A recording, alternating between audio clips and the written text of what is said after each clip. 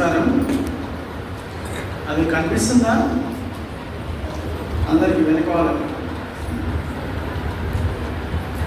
So ఈరోజు మన యొక్క భౌతిక అంశము మన లక్ష్యం. ఇంతకుముందు ఉన్న మన లక్ష్యానికి ఇప్పుడు కొద్దిగా చిన్న మార్పు చేశారు. ఇది మీరు పాత పుస్తకాల్లో చూసినట్లయితే కొంచెం తేడా ఉంటుంది. అందులో నేటి యువతరం హిందుత్వ నిష్ఠ రాష్ట్రభక్తితో అని మొదలవుతుంది. ఏ వాక్యానికి ఆ వాక్యం ఇదిగా ఉంటుంది. ఇది మొత్తం ఒకటే వాక్యంలో రాశారు. ఆ తర్వాత పూరి గుడిసెలలో అనేటువంటిది ఉండేది. ఇంకా ఆ పదాన్ని తీసేశారు. వసుదైక కుటుంబకం అనేటువంటిది లేకుండే ఇంకా ముందు, ఇప్పుడు దాన్ని కూడా జోడించారు. సో అయితే ఇది ఫైనల్ డ్రాఫ్ట్ కాదు. ఫైనల్ డ్రాఫ్ట్ అయినాక అధికారికంగా పంపిస్తారు, ప్రాసెస్లో ఉంది. సో ప్రస్తుతానికి ఉన్నటువంటి డ్రాఫ్ట్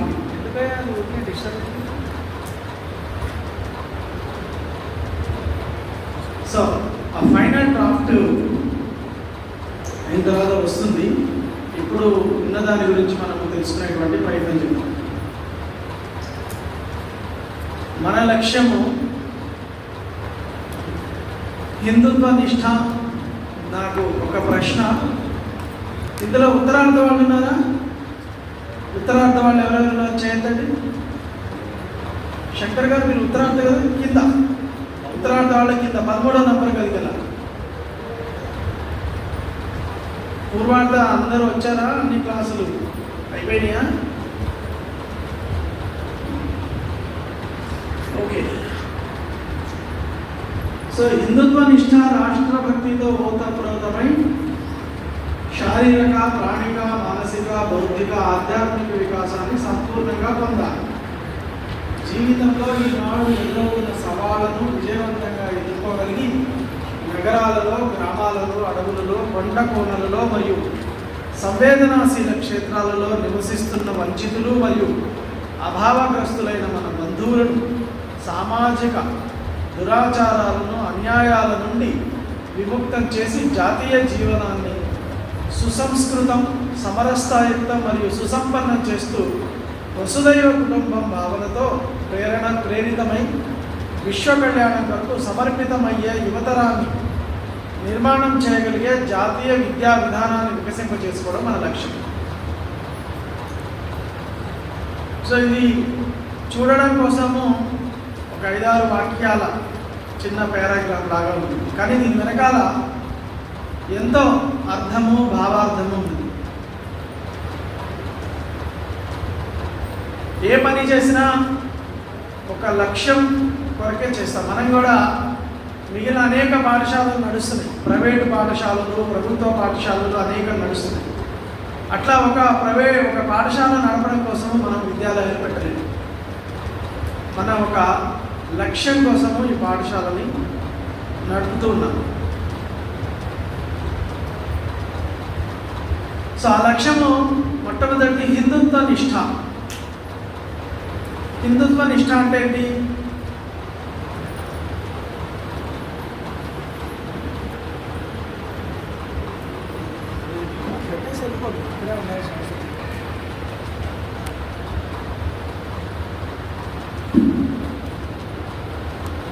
హిందుత్వం అనేటువంటిది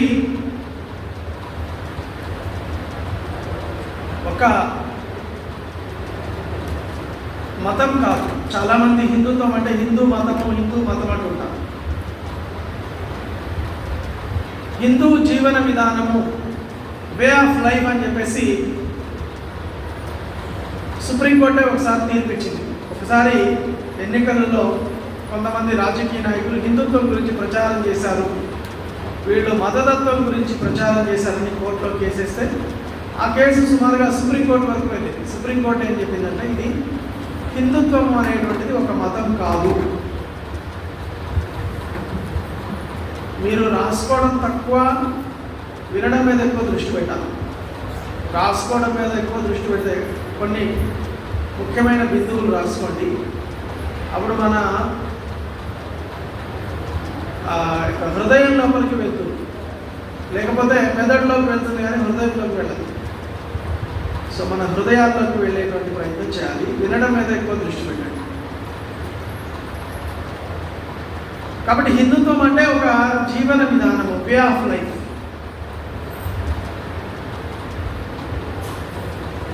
హిందూ ధర్మము అంటాం, హిందూ సమాజము అంటాం, హిందూ సంస్కృతి అంటాం, హిందుస్థాన్ అంటాం. హిందుస్థాన్ ఏరోనాటిక్స్ లిమిటెడ్ అంటారు, హెచ్ఐఎల్ అంటారు, హెచ్సిఎల్ హిందుస్థాన్ కేబుల్స్ లిమిటెడ్ అంటారు, హెచ్పిఎల్ హిందుస్థాన్ పెట్రోలియం లిమిటెడ్ అంటారు. అట్లా హిందూ పేరుతో ఎన్నో సంస్థలు ఉన్నాయి భారతదేశంలో. అంటే ఇవన్నీ మత సంస్థలనే అర్థము కాదు.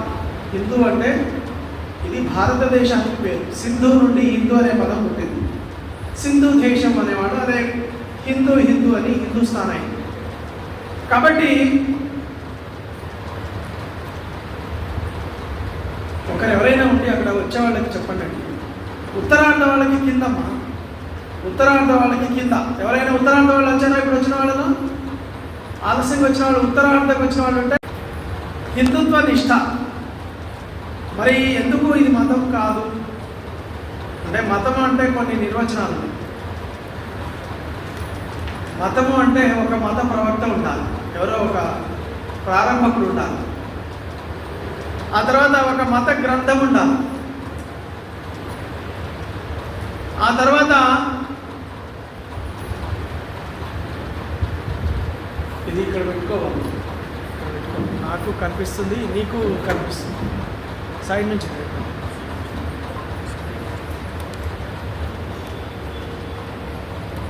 ఒక మత ప్రవక్త ఉండాలి, ఒక మత గ్రంథం ఉండాలి, దానికి ఒక ప్రార్థనా విధానం ఉండాలి, దానికి కొంతమంది అనుయాయులు ఉండాలి. ఈ 4 లక్షణాలు ఉన్నట్లయితే దాన్ని ఒక మతము అంటారు. ఇప్పుడు అట్లా మన దేశంలో అనేక మతాలు ఉంటున్నాయి, విదేశాల్లో కూడా అనేక మతాలు ఉన్నాయి. మన దేశంలో బౌద్ధము, జైనము, సిక్కు మతము, శైవము, వైష్ణవము, శాక్తేయము, గణపత్యము, అద్వైతము, ద్వైతము, విశిష్టాద్వైతము, ఇట్లా అనేక రకాలైనటువంటి మతాలు ఉన్నాయి. మీ అందరికీ డౌట్ రావచ్చు, ఇంతకు మా మతం ఏంటి అని, హిందూ మతం కాబట్టి మా మతం ఏంటి అని. సో మన దగ్గర పెద్ద మతానికి అంత ప్రాధాన్యత లేదు. వైష్ణవారాధకులైతే వైష్ణవ మతం అనుకోవచ్చు, శైవారాధకులైతే శైవ మతం అనుకోవచ్చు, శక్తిని పూజిస్తే శాక్తేయ మతం అని చెప్పేసి అనుకోవచ్చు. అట్లాగా మనం చేసే ఆరాధనా పద్ధతిని బట్టి మన మతం ఉండొచ్చు. కానీ మన యొక్క భారతదేశంలో పుట్టినటువంటి మతాలన్నింటి యొక్క సారాంశం ఒకటే. సో బౌద్ధం తీసుకున్నటువంటి బుద్ధుడు, ఆ మతాన్ని ప్రారంభం చేసినటువంటి వ్యక్తి బుద్ధుడు. దానికి త్రిపిటకాలు అనేటువంటి ఒక గ్రంథం ఉంది, దానికి ఒక ప్రార్థనా విధానం ఉంది, దాని యొక్క కొంతమంది అనుయాయులు, అది బౌద్ధ మతం. అలాగే జైన మహావీరుడు, ఆగమములు అనేటువంటి గ్రంథాలు ఉన్నాయి, దానికి ఒక పద్ధతి ఉంది, దానికి కొంతమంది అనుయాయులు, ఇది జైన మతం. అందులో శ్వేతాంబరులు, దిగంబరులు అని చెప్పేసి రకరకాలుగా ఉన్నారు. ఇట్లాగా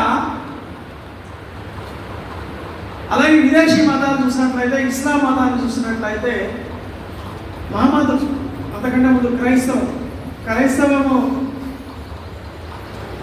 యేసుక్రీస్తు క్రైస్తవ మతాన్ని ప్రారంభం చేశాడని, బైబిల్ దాని మత గ్రంథమని, ఆ ప్రార్థనా విధానం సండే వెళ్ళి ప్రార్థన చేయడము, దానికి కొంతమంది అనుయాయులు, అది క్రైస్తవ మతం. అలాగే ఇస్లాంలో మహమ్మద్ ప్రవక్త, ఖురాను, నమాజు, ముస్లిమ్స్, ఇది ఇస్లాం మతం. అట్లా మనం చూసినట్లయితే హిందూ అనే మతాన్ని ఎవరు ప్రారంభం చేశారు? అట్లా నేను అన్ని మతాల గురించి చెప్పాల్సిన అవసరం లేదు, మీకు అర్థమైంది, ఎగ్జాంపుల్ కోసం చెప్పాను. మతం అంటే హిందూ మతం ప్రత్యేకంగా ఇదే హిందూ మత గ్రంథం అని ఏమైనా ఉందా? ఇక్కడ హిందూ ధర్మంలో అనేక గ్రంథాలు ఉన్నాయి. వేదాల దగ్గర నుంచి వేదాలు, ఉపనిషత్తులు, దర్శనాలు, రామాయణ, మహాభారత, భాగవతాది కావ్యాలు, భగవద్గీత, ఇట్లా ఎన్నో ఉన్నాయి. ఇదే గ్రంథము, ఇట్లాగే పోవాలి. నాస్తిక మతం కూడా ఉంది ఒకటి, చార్వాక మతం అని చెప్పేసి అసలు ఏ దేవుడినే నమ్మరు వాళ్ళు, అది కూడా ఉంది భారతదేశంలో. కాబట్టి సో మతం కాదు, హిందుత్వం అంటే మతం కాదు. మరి హిందుత్వం అంటే ఏమిటి? ఇందాక చెప్పాను, జీవన విధానం. ఇక్కడ ఈ దేశానికి సంబంధించిన ప్రతిదీ కూడా హిందూ సంస్కృతి. హిందూ ధర్మం, హిందూ సమాజం, ఇవన్నీ ఏంటి అంటే కొన్ని మనకి ఇంకా తర్వాత ఉపన్యాసాలు వస్తాం. హిందూ ధర్మం అంటే ఏంటి? ధర్మం ధారయతి ప్రజా. ధర్మం అనేది కూడా చాలా విస్తృతమైనటువంటి శబ్దం. మనం సులభంగా అర్థం చేసుకోవడానికి ప్రజలందరినీ కలిపి ఉంచేదే ధర్మం. ధర్మో రక్షితి రక్షిత అంటే ధర్మాన్ని రక్షిస్తే అది మనం రక్షిస్తుంది. ధర్మాన్ని రక్షించడం అంటే ఏంటి? ఏమంటే కలబట్టుకుని కాపలా ఉండాలా? ధర్మాన్ని ఆచరించడమే ధర్మాన్ని రక్షించడం. ధర్మాన్ని ఆచరించడం అంటే ఏంటి? మనం రోడ్డు మీద నడుస్తూ ఉంటాము. ఎటువైపు నడవాలి? ఎడమ వైపు నడవాలి. లేదా నేను కుడివైపు నడుస్తా అంటే లేదా మధ్యలో నడుస్తా అంటే ఏమైతుంది? యాక్సిడెంట్ అయింది. కాబట్టి ధర్మాన్ని మనం ఆచరిస్తే అది మనం రక్షిస్తుంది, లేకపోతే ప్రమాదం ఏర్పడుతుంది. అగ్ని ధర్మం ఏంటి? కాలుతుంది. నీటి ధర్మం ఏంటి? ప్రవహిస్తుంది, పల్లం వైపు వెళ్తుంది. అట్లా మానవ ధర్మం ఉంటుంది, పితృధర్మం ఉంటుంది, పుత్రధర్మం ఉంటుంది, పతి ధర్మం ఉంటుంది, పత్ని ధర్మం ఉంటుంది. అట్లా ప్రతి ఒక్కరికి కూడా మనకి భిక్షగాడు వచ్చి అమ్మ ధర్మం చేయంటారు. అంటే నీ ధర్మం ఏంటి? మీద వాళ్ళని ఆదుకోవడం, కాబట్టి ధర్మం చేయి. ఇట్లా ధర్మం అనేటువంటిది చాలా విస్తృతమైనటువంటిది. సో మనము సింపుల్గా మన కర్తవ్యం, మన బాధ్యత లేదా సేవాభావం, మన కర్తవ్యాన్ని మన బాధ్యతని నిర్వర్తించడమే మనం ధర్మంగా నడుస్తున్నామని చెప్పడానికి ఉన్నాను. కాబట్టి అదంతా కూడా హిందుత్వంలో ఉంది. ఇది విదేశాలలో లేదు. అసలు ఈ ధర్మం అనే శబ్దమే లేదు. వాళ్ళకి తెలియక రిలీజియన్ అని దీన్ని అనువాదం చేశారు. అందుగురించి హిందూ రిలీజియన్, హిందూ ధర్మానికి సమానమైన పదము వాళ్ళ దగ్గర లేదు. కాబట్టి హిందూ ధర్మం అన్న చోట హిందూ రిలీజియన్ అని వాళ్ళు అనువాదం చేశారు. దాన్ని మళ్ళీ భారతీయ భాషలకి అనువాదం చేశారు. హిందూ మతం అని. వాస్తవానికి హిందూ మతం అంటూ ఏమిటి? కొంతమంది అంటారు ఇదంతా విస్తృతంగా దీన్ని కలిపి హిందూ మతము అని అంటారు కొంతమంది. తప్పులేదు దాంట్లో. కానీ పాశ్చాత్యులు చెప్పేటువంటి సంకుచితమైనటువంటి మతం కాదు. మనది ఒక విశాలమైనటువంటి దృక్పథం కాదు. ఏంటి వాళ్ళ సంకుచితత్వం? వాళ్ళు ఏం చెప్తారు? మహమ్మదీయులు, ముస్లిమ్స్ ఏం చెప్తారు? ముఖ్యంగా అంటే సెమిటిక్ మతాలు అంటారు, ఎడారి మతాలు అంటారు. ఈ ఎడారి మతాలు వాళ్ళు చెప్పిన వాడే దేవుడు, మహమ్మద్ ప్రవక్త ఒక్కడే దేవుడు, అల్లాహ్ ఒక్కడే దేవుడు, మిగిలిన వాళ్ళందరూ కాఫీలు. వాళ్ళని బలవంతంగా అయినా చంపేసైనా, వాళ్ళు బలవంతంగా మతం మార్చాలి, లేకపోతే తరిమి కొట్టాలి, లేకపోతే చంపేయాలి. దారుల్ హరాం, దారుల్ ఇస్లాం, దారుల్ హరం అనేటువంటిది వాళ్ళ పద్ధతిలో వాళ్ళు వెళ్తుంటారు. అలాగే వీళ్ళు కూడా క్రైస్తవులు, అందరూ పుట్టిన వాళ్ళందరూ పాపులే, పాపంతో పుడతారు. యేసుక్రీస్తుని పూజిస్తే వాళ్ళకి పుణ్యం వస్తుంది, మిగిలిన వాళ్ళందరూ పాపంతో ఉంటారు. ఇది వాళ్ళ మత విశ్వాసం. కానీ హిందూ ధర్మం అలా చెప్పదు. హిందుత్వం ఏంటి? అమృతస్య పుత్రాః, మనందరం కూడా అమృత పుత్రులము అని అంటుంది. ఎన్నో జన్మల్లో పుణ్యం చేసుకుంటే మారణవ జన్మ లభించిందని మనం చెప్తున్నాం. కాబట్టి ఇది కేవలము హిందూ ధర్మంలో ఉన్నటువంటి అన్ని మతాలు చెప్తాయి. బౌద్ధం కానీ, జైనం కానీ, సిక్కు కానీ, శాక్తేయం కానీ, గాఢభక్తం కానీ, ఇవన్నీ కూడా ఇదే చెప్తాయి. భగవంతుడు ఒక్కడే, భగవంతుడికి అనేక రూపాలు ఉన్నాయి. వాళ్ళు చెప్తారు మీకు ఇంతమంది దేవుళ్ళు ఉన్నారు, ఇంతమంది దేవుడు లేరు, మనకు కూడా ఒక దేవుడే ఉన్నాడు.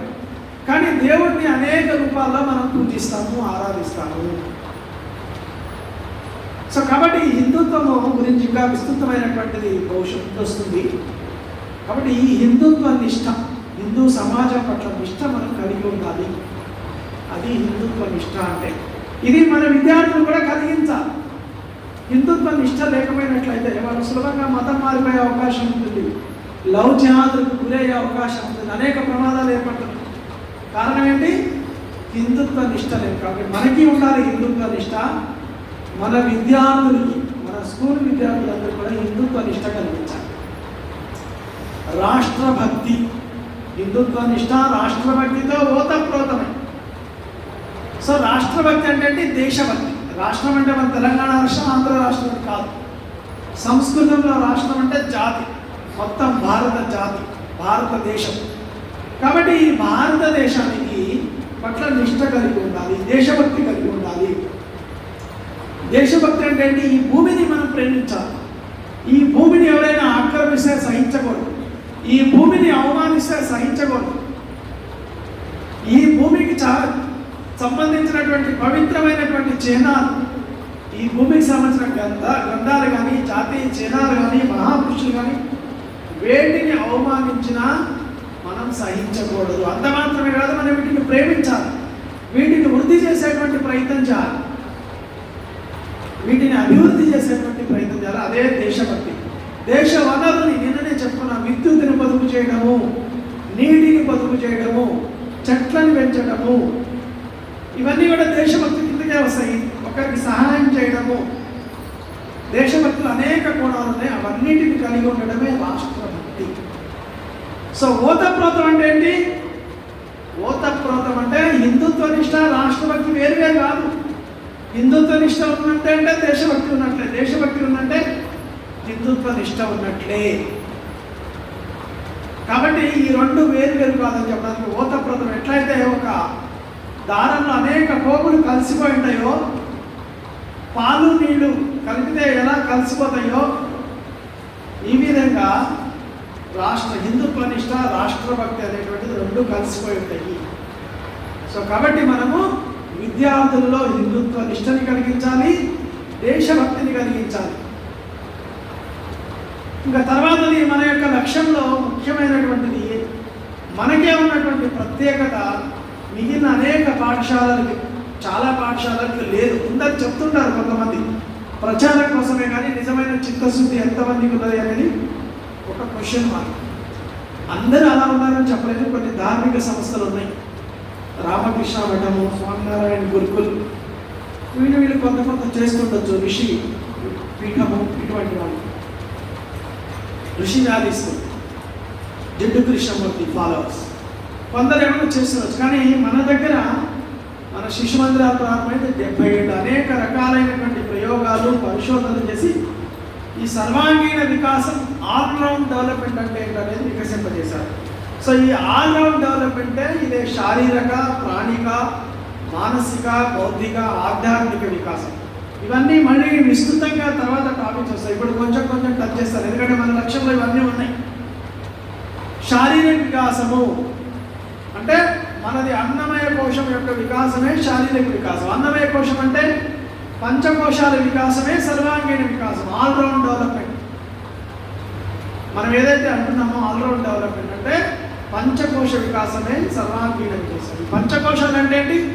అన్నమయ కోశము, ప్రాణమయ కోశము, మనోమయ కోశము, విజ్ఞానమయ కోశము, ఆనందమయ కోశము, ఈ పంచకోశాలు. సో ఈ అన్నమయ కోశం అంటే శరీరం యొక్క వికాసం చెందాలి, శరీరము దృఢంగా ఉండాలి, శరీరం ఆరోగ్యంగా ఉండాలి, శరీరం అన్ని శీతోష్ణ స్థితులకు తట్టుకోగలిగి ఉండాలి. ఎండ, వేడి, చలి, వీటన్నిటికీ కూడా తట్టుకోగలిగి ఉండాలి. అదే శరీర వికాసము. సో తితీక్ష అంటారు, ఎండకి, వానకి, అన్నిటికీ తట్టుకోగలిగి ఉండాలి. కాబట్టి ఈ యొక్క శరీర వికాసం, ఈ పంచకోశాత్మక వికాసం బహుశా నాకే ఉన్నట్టుంది తర్వాత కూడా. సో ఈ యొక్క శరీరం దీనిపై ఏం కావాలి? వ్యాయామం చేయాలి, ఆటలాడాలి, శారీరక సామర్థ్యం కలిగి ఉండాలి. సో దానికోసం మన దగ్గర అనేక కార్యకలాపాలు చేసేటువంటి గణసమత కానీ, సాయంత్రం పూట శారీరక ఆటలు కానివ్వండి, కేల్కూద్ కానివ్వండి, డంబుల్స్ కానివ్వండి, యోగ్చాప్ కానివ్వండి, లేకపోతే 10 మినిట్ వ్యాయామం కానివ్వండి, నిష్ఠ వ్యాయామం, అనేక రకాలైనటువంటి శారీరక కార్యక్రమాలు ఉన్నాయి మన దాంట్లో. ఈ శారీరక కార్యక్రమాలన్నీ కూడా సక్రమంగా జరిగినట్లయితే విద్యార్థుల్లో శారీరక వికాసం అనేటువంటిది సక్రమంగా జరుగుతుంది. సో శారీరక వికాసం జరిగితే అదే శారీరక, ఎప్పుడైతే ఈ యొక్క శరీరం యొక్క వికాసం జరుగుతుందో దాన్నే అన్నమయ కోశ వికాసం జరిగింది అని మనం అంటాం. ఆ తర్వాత రెండోది ప్రాణిక వికాసము, ప్రాణశక్తి. ప్రాణశక్తి క్రియాశీలంగా ఉండాలి. ఈ ప్రాణశక్తి అంటే మన లోపల పంచ ప్రాణాలు ఉంటాయి. మామూలుగా వేద మంత్రాలు, షోడశ ఉపచార పూజలో కూడా చదువుతుంటారు. ఓం పానాయ స్వాహ, అపానాయ స్వాహ, ఉదానాయ స్వాహ అనే మంత్రాలు మనం వింటే శ్రద్ధగా ఇవన్నీ విని ఉంటారు. సో మన లోపల ఎవరైనా చనిపోతే ఈయన పంచప్రాణాలు గాలిలో కలిసిపోయి అంటారు. అంటే మన లోపల సైన్స్ ప్రకారం ఒకటే ఉంది, ఆక్సిజన్. కానీ వాటి ఉండేటువంటి స్థితిని ప్రకారము మన వాళ్ళు పంచప్రాణాలను పెట్టారు. ఈ ప్రాణశక్తి అనేటువంటిది సరిగ్గా ఉండాలి, సక్రమంగా ఉండాలి శరీరం లోపల. అప్పుడే మనిషి క్రియ ఈ ప్రాణశక్తి ఏదైతే ఉందో అది అటు ఇటు అయిందనుకోండి, ఇక అన్ని నొప్పులు వస్తాయి. ఆ నొప్పులు, ఈ నొప్పులు, కాళ్ళ నొప్పులు, కీళ్ళ నొప్పులు, ఆ నడుము నొప్పులు, ఇవన్నీ ఎందుకు వస్తాయంటే ఇవన్నీ వాత రోగాలు అంటారు. రాజీవ్ దీక్షిత్ అని ఒక ఆయన ఉన్నారు, ఉపన్యాసాలు ఆయన యూట్యూబ్లో కూడా ఉంటాయి, స్వదేశీ ఉపన్యాసాలు. ఆయన చెప్తారనమాట ఈ నొప్పులన్నీ ఎందుకు వస్తాయంటే వాత కారణంగా వస్తాయి. వాతం అంటే ఏంటి? వాయువు. ఈ వాయువు ఎందుకు వస్తుంది? మనం తిన్నది సరిగ్గా జీర్ణం కాకపోతే గ్యాస్ ఫామ్ అవుతుంది. మన యొక్క టైం టేబుల్ సరిగ్గా నిద్ర లేకున్నా, సరిగ్గా తిండి లేకున్నా, లేకపోతే టైం ప్రకారం చేయకుండా గ్యాస్ ఫామ్ అవుతుంది. గ్యాస్ ఫామ్ అయితే తలనొప్పి, నడుము నొప్పి, కీళ్ళ నొప్పులు, కాళ్ళ నొప్పులు ఇవన్నీ కూడా వస్తుంటాయి. కాబట్టి డాక్టర్ దగ్గర పోతే నువ్వు సులభంగా అరిగేది తిను అంటాడు ఆయన. అలాగే నువ్వు తినకు, ఎక్కువ తినకు అని చెప్తున్నాడు. సో కాబట్టి ఈ యొక్క ప్రాణశక్తి సరిగ్గా ఉండాలంటే ప్రాణాయామం వస్తుంది. రామ్దేవ్ బాబా గారు పొద్దున్నే లేచి టీవీలో చేస్తుంటాడు కపాల భాతి అని చెప్పేసి. ఆ కపాల భాతి, భస్త్రిక, నాడీ శుద్ధి, అనులోమ విలోమ, ఇట్లా అనేక రకాలైనటువంటి ప్రాణాయామం. దాని యొక్క ఉద్దేశం ఏంటి? ఫైనల్గా ప్రాణశక్తి శరీరంలో అన్ని భాగాలకు సమానంగా వెళ్ళాలి. అప్పుడు శరీరం అంతా కూడా క్రియాశీలంగా ఉంటుంది, ఏ నొప్పులు రావు, యాక్టివ్గా ఉంటారు. ఎట్లా ఎక్కగలుగుతారో తిరగలుగుతారు, కింద కూర్చోగలుగుతారు, లేవగలుగుతారు. లేకపోతే కొద్దిసేపు కూర్చుంటే అన్ని నొప్పులు. సో కాబట్టి మనం యోగా ద్వారా, యోగా అనేది చాలా పెద్ద సబ్జెక్ట్. అది అష్టాంగ యోగము ఉంది. యమ, నియమ, ఆసన, ప్రాణాయామ, ప్రత్యాహార, ధారణ, ధ్యాన, సమాధి అని 8 అంగాలు. సో ఈ 8 అంగాల ద్వారా మనము ప్రాణమయ కోశం యొక్క వికాసాన్ని చేస్తాము. సరే, 8 పూర్తిగా చేయవచ్చు. మనం ఆసనాలు చేస్తాము, ప్రాణాయామం చేస్తాము, ధ్యానం చేస్తాము, యమ నియమాలు కూడా పాటించేటువంటి ప్రయత్నం చేస్తాము. పతంజలి మహర్షి యొక్క అష్టాంగ యోగంలో ఉన్న ఇవన్నీ. కాబట్టి వీటన్నిటి ద్వారా ప్రాణం అంటే పంచప్రాణాలు. పాన అంటే మనం గ్రహించేటువంటి, మనం పీల్చేటువంటి దాన్ని పానము అంటారు. అపానం అంటే మనం వదిలిపెట్టేటువంటి, ఏదైతే అవసరం లేని వాయువును వదిలిపెడతామో దాన్ని అపాన వాయువు. ఉదాన వాయువు అంటే మన జీర్ణ శక్తికి ఉపయోగపడేదండి. పొట్టలో ఉండి జీర్ణం వాతాపి జీర్ణం అంటారు కదా.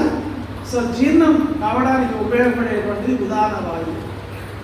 ధ్యాన అంటే శరీరం మొత్తానికి రక్త ప్రసరణ చేసేటువంటిది ఏదైతే ప్రాణశక్తి ఉందో అన్ని భాగాలకి దాన్ని ధ్యాన అంటారు. సమానం అంటే శరీరం అంతా వ్యాపించి ఉంటుంది. ఆ వ్యాపించి ఉన్నటువంటి వాయువుని ధ్యాన, సమాన అంటారు. ఏదైనా శరీర భాగంలో ఆక్సిజన్ పోలేదనుకోండి, ఏమవుతుంది? అక్కడ చచ్చుబడిపోతుంది. ఆ శరీరం పక్షవాతం అంటారు. కాబట్టి పక్షవాతం లాంటి రోగాలు రాకుండా ఉండాలి, నొప్పులు రాకుండా ఉండాలి, ప్రాణశక్తి ప్రబలంగా క్రియాశీలంగా ఉండాలి. సో అది ఉండడానికి యోగా అవసరము.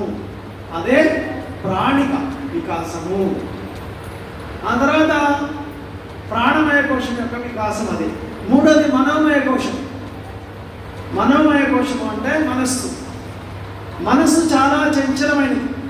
మనస్సు వాయువు కంటే వేగమైనటువంటిది. ఇప్పుడు ఇక్కడ ఉంది, మరుక్షణం ఎక్కడ ఉంటుందో తెలియదు. అమెరికా పోతుందా, ఇంటికి పోతుందా, ఇంకెక్కడ పోతుందో తెలియదు. ఇక్కడ అందరూ ఉన్నారు, ఫిజికల్లీ. మెంటల్లీ ఉన్నారా? Doubt, question mark. ఏమైనా లేవి నిలబడి ప్రశ్న అయితే తెలుస్తుంది నేనేం చెప్పాను అని. సో కాబట్టి మనస్సు కూడా, మీరు చాలామంది చిరునవ్వు నవ్వుతున్నారు కాబట్టి మీ మనసు ఇక్కడే ఉందని నాకు అర్థమవుతుంది. కాబట్టి ఆ మనోమయ మనస్సుని స్థిరంగా ఉండాలి, ఏకాగ్రత కలిగి ఉండాలి. మనసు ఎప్పుడైతే మనస్సు ఏకాగ్రత ఉంటుందో, స్థిరంగా ఉంటుందో, మనస్సు మీద నియంత్రణ, మనస్సు ఇంద్రియాలు లాగుతూ ఉంటాయి. ఇంద్రియాలు ఏం చేస్తాయి? మనస్సుని లాగుతూ ఉంటాయి. మనసు అటుగో ఇటుగో, అది తిను ఇది తిను అని జ్ఞానేంద్రియాలు, కర్మేంద్రియాలు ఈ యొక్క మనస్సుని లాగుతూ ఉంటాయి. ఆ మనస్సుని నియంత్రణ చేయాలి. అది బుద్ధి. బుద్ధి చెప్పిన మాట వినాలి. మనసు చెప్పిన మాట వింటే పతనం వైపు వెళ్ళే అవకాశాలు ఉంటాయి. కాబట్టి ఇంద్రియాల మాటలు విని మనస్సు వైపు పరిగెట్టకూడదు. కాబట్టి మనస్సుని నియంత్రణ చేయాలి. దానికి మనం సంగీతం, మన దగ్గర సంగీతం, పాటలు పాడతాము, ప్రార్థన చేస్తాము, భజనలు చేస్తాము, స్వరాలు, ఇంకా మన అడ్వాన్స్ అయితే స్వర సాధన, హార్మోనియం, తబలా, కంజర, వీణ అనేక వాయిద్యాలు మన పాఠశాలలో శిక్షణ ఇవ్వాలి. మనం పొందాలి. ఫస్ట్ శిక్ష విద్యార్థులకు నేర్పాలంటే మనకు రావాలి కదా.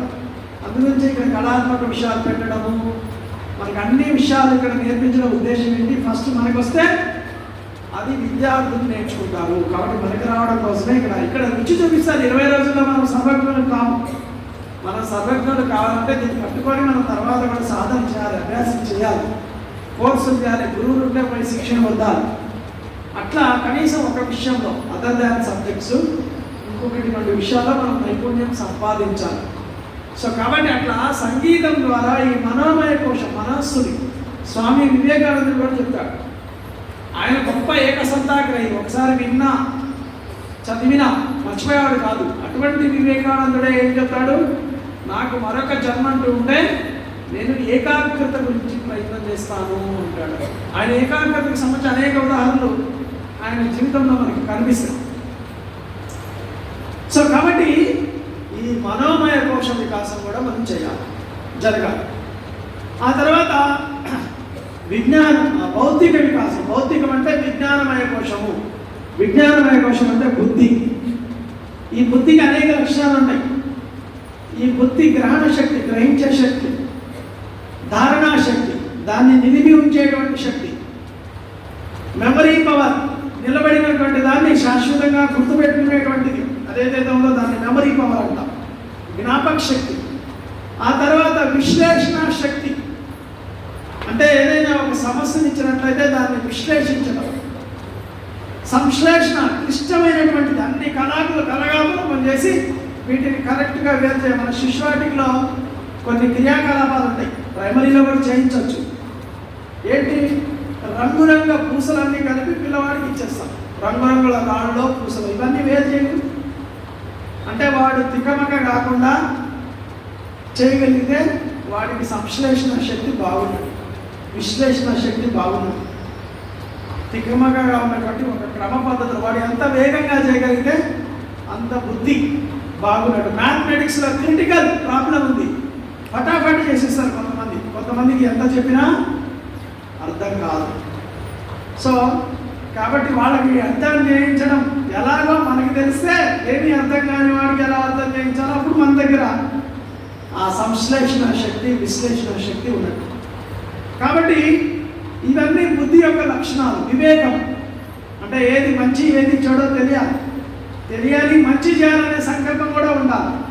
సంకల్ప వికల్పాలు అంటే ఇవన్నీ ఒకదానికొకటి లింకు. మనస్సు, బుద్ధి, ప్రాణశక్తి, ఇవన్నీ మళ్ళీ ఇంటర్నల్గా అన్ని లింకు. ఇవన్నీ ఒక శారీరక ద్వారా, శరీరం మాత్రమే కాదు, శారీరం ద్వారా మనస్సు మీద ప్రభావం ఉంటుంది, బుద్ధి మీద ప్రభావం ఉంటుంది. అలాగే యోగ ద్వారా కేవలం మనస్సు, ప్రాణశక్తే కాదు, యోగ ద్వారా శరీరం మీద ప్రభావం ఉంటుంది, మనస్సు మీద ప్రభావం ఉంటుంది, బుద్ధి మీద ప్రభావం ఉంటుంది. ఇట్లాగా ఒక్కొక్క అంశము మల్టిపుల్గా పనిచేస్తుంది. ఇవన్నీ పరస్పర పూరకాలు, బహుముఖంగా పనిచేస్తాయి. కాబట్టి అట్లాగా ఈ యొక్క బుద్ధి వికాసానికి మన దగ్గర ఉన్నటువంటిది ఏంటి? ప్రధానంగా అంటే సంస్కృతం.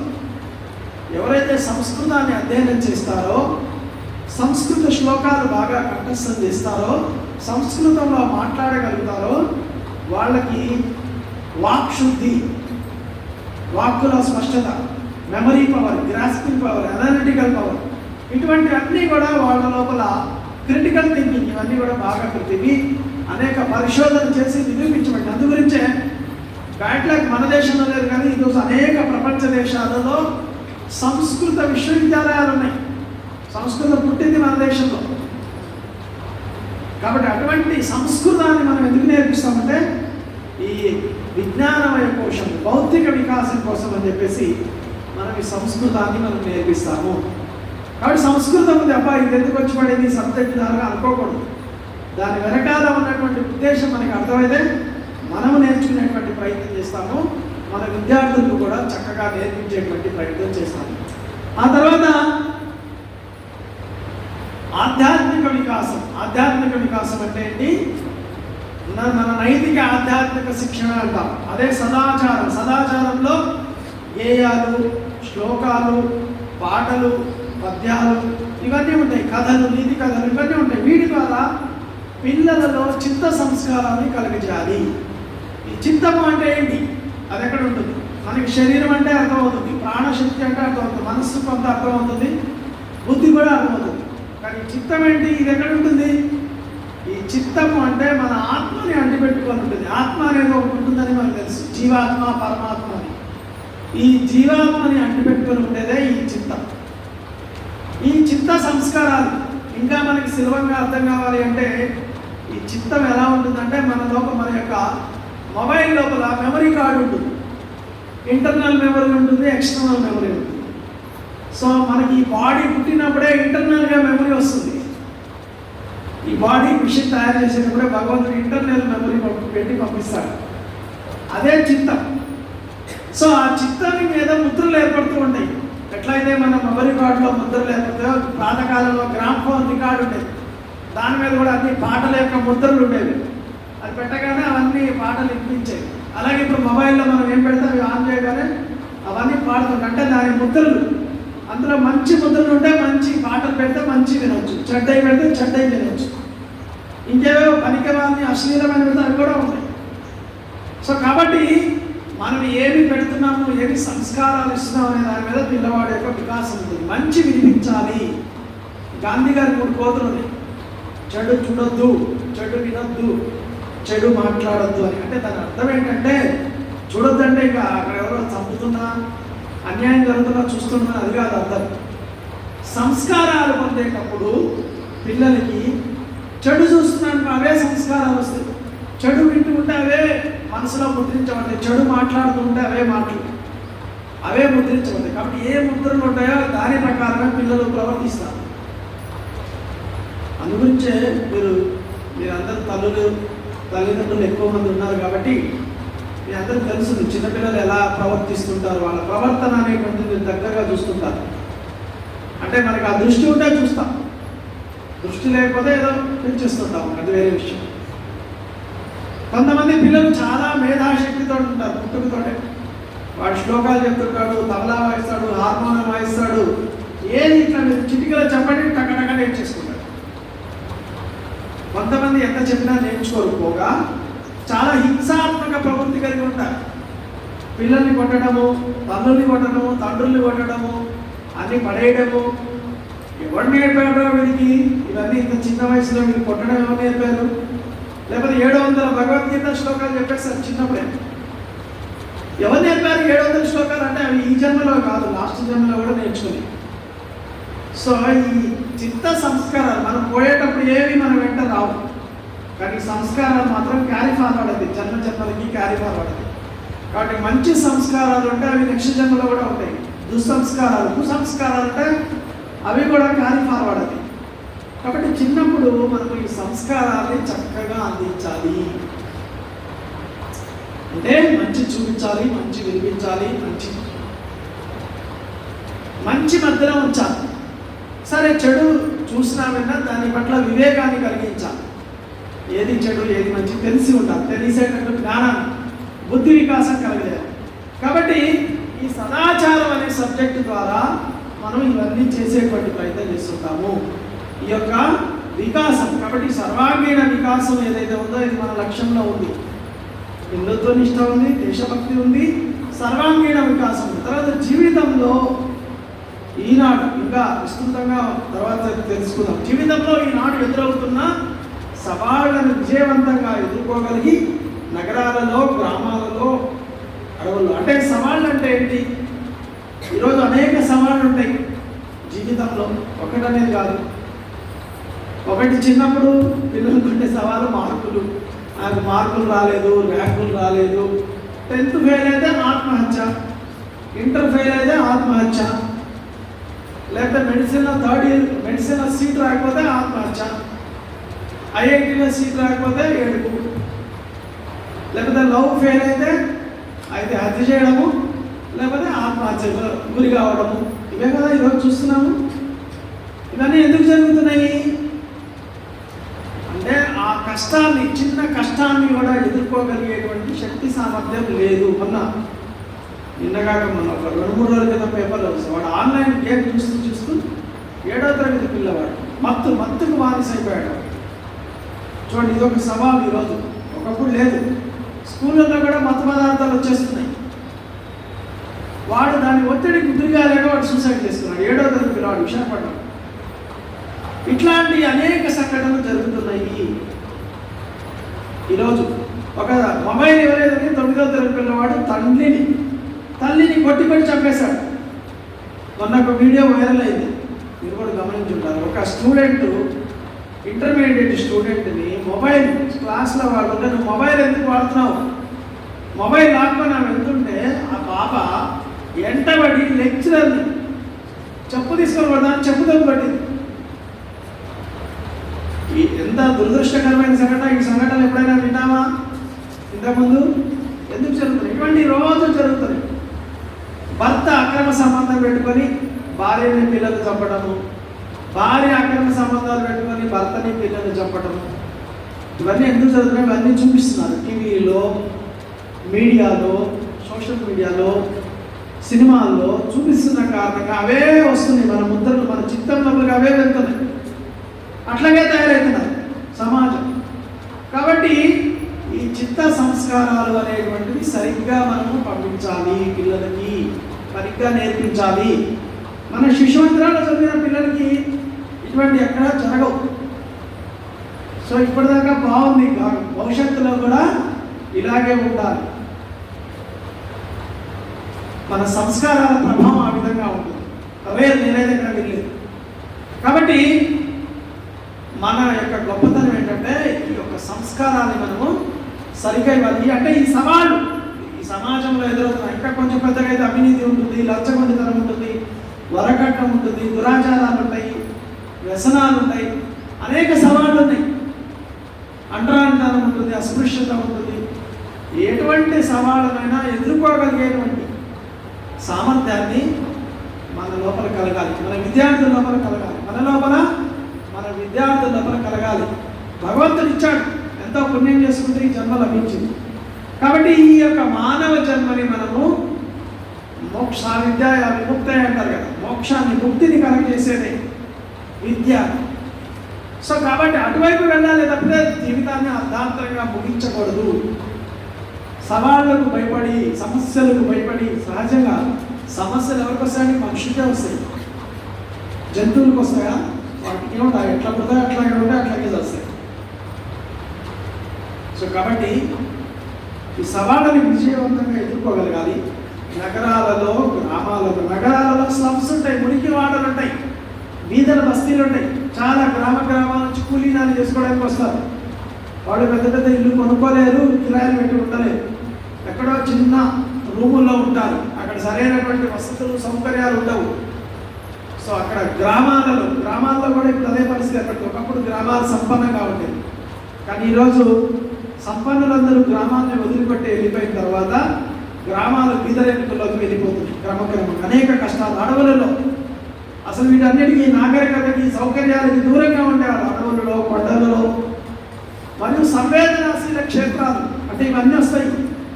సమస్యాగ్రస్తమైనటువంటి, ఇప్పుడు ఎక్కడైతే బీదరికం ఉందో, ఎక్కడైతే అంటరానితన, అస్పృశ్యత ఉందో, ఎక్కడైతే సౌకర్యాలు లేవో అక్కడికే వెళ్తారు ఈ దేశ విద్రోహ శక్తులు. ఇస్లామిక్ తీవ్రవాదులు కానివ్వండి, క్రైస్తవ మత మార్పిడి చేసేవాళ్ళు కానివ్వండి, లేకపోతే కమ్యూనిస్టులు కానివ్వండి, వామపక్ష తీవ్రవాదులు కానివ్వండి, అక్కడికి పోయి వాళ్ళని రెచ్చగొట్టి వాళ్ళని సమాజ వ్యతిరేకులుగా తయారు చేసి సమాజంలో విధ్వంసం చేసేటువంటి ప్రయత్నం చేశారు. మనందరం చూస్తూనే ఉన్నాం ఏ విధంగా చేస్తున్నారు. కాబట్టి ఆ విధంగా చేయకూడదు. అంటే అక్కడ ఎవరైతే ఉన్నారో ఈ క్షేత్రాలలో, నగరాలు, గ్రామాలు, అడవులు, కొండలు మరియు సంవేదనాశీల క్షేత్రాల్లో నివసిస్తున్న వంచించబడ్డారు, మోసం చేయబడ్డారు. తర్వాత అభావగ్రస్తులు, బీదవాళ్ళు ఉన్నారో వాళ్ళందరినీ మన బంధువులు, వాళ్ళందరూ కూడా మన బంధువులు. ఎందుకు మన బంధువులు అంటే మన తల్లి భారత మాత. తల్లుల కన్నా తల్లి, పెద్ద తల్లి మూలపుటమ్మ, ముగ్గురమ్మల మూలపుటమ్మ, పెదగేశ్వరాలు ఈ భారతమ్మ. సో మనందరం భారత మాత సంతానమైనప్పుడు మనందరం సహజంగానే బంధువులం అవుతాము, సోదరీమణులం అవుతాము. నేను వైద్య గీతలో కూడా పాడాను, ఆచార్యులందరూ సోదర భావంతో మెదగాలి. కేవలం ఆచార్యులే కానీ మొత్తం సమాజం అంతా కూడా మనము సోదర భావంతో చూడాలి. కాబట్టి ఈ విధంగా అటువంటి మన బంధువులందరినీ కూడా సామాజిక దురాచారం, అక్కడ అనేక రకాలైనటువంటి దురాచారాలు ఉంటాయి, అన్యాయాలు ఉంటాయి, అక్రమాలు ఉంటాయి. అంటే మోసం చేస్తుంటారు, వాళ్ళని దోపిడీ చేస్తుంటారు, వాళ్ళు అనేక రకాలుగా కష్టపడి వ్యవసాయం చేస్తారు, లేకపోతే అడవుల్లో తిరిగి కొన్ని సుగంధ ద్రవ్యాలు, పండ్లు ఇవన్నీ తీసుకొస్తారు. చాలా తక్కువ ధరకి వాళ్ళ దగ్గర కొనేసి వీళ్ళు ఎక్కువ ధరకు అమ్ముతుంటారు. వాళ్ళు ఎంతో కష్టపడి కొంటారు, మంచి మంచి అందమైన వస్తువులు తయారు చేస్తారు ఒక్కొక్కసారి, ట్రైబల్ ప్రోడక్ట్స్. అవి నగరాల్లో కొంతమంది దళారులు వచ్చి వాటిని కొని తక్కువ ధరకి అక్రమంగా అమ్మేటువంటి ప్రయత్నం చేస్తుంటారు. కాబట్టి వీటన్నిటి నుండి విముక్తం చేయాలి వాళ్ళని.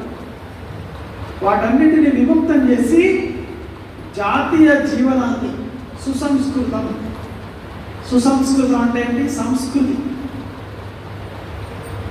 మన దేశానికి గొప్ప సంస్కృతి హిందూ సంస్కృతి అంటారు. ఇక్కడ కుటుంబ వ్యవస్థ గొప్పది. ఇక్కడ పండుగలు, ఉత్సవాలు మన గొప్ప సంస్కృతి.